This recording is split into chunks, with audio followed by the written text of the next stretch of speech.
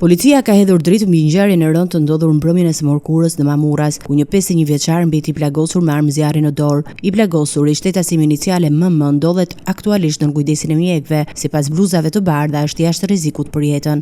Pas hetimeve të kryera nga shërbimet e Komisariatit Policisë Kurbin, në bashkëpunim me Drejtorinë Vendore të Policisë Lezhë, janë identifikuar dhe shpadhur në kërkim dy shtetas, Roeni Noka dhe Oligert Ndreca, të dy 18 vjeç. Sipas policisë, ata dyshohet se e kanë plagosur 51 vjeçarin me armë zjarri për motive të dobta dhe janë larguar menjëherë nga vendngjarja. Burimet hetimore bëjnë me dije se ngjarja ka ndodhur në rrugën prambanesës së të plagosurit, i cili kishte pak kohë që ishte kthyer nga Anglia. Konflikti dyshohet se ka nisur pas një debati verbal, pasi 51 vjeçari ka kërkuar njërit prej autorëve të dyshuar të lëvizte me kujdes me automjet në zonën pranë shtëpisë së tij. Pas këtij momenti, njëri prej të rive dyshohet se ka nxjerrë armën e zjarrit dhe e ka qelluar 2 herë në drejtim të 51 vjeçarit, ku një prej plumbave ka goditur në dorë. Pas së shtunave, autorët janë larguar me automjetin nga vendi i ngjarjes. Automjeti i përdorur për t'u larguar është gjetur më vonë në banesën e njërit prej të dyshuarve dhe është sekuestruar nga policia në cilësinë e provës materiale. Ndërkohë, forcat e rendit vijojnë kontrollit dhe veprimet hetimore për kapjen e dy të rinjve dhe dokumentimin e plotë rrethanave të kësaj ngjarjeje.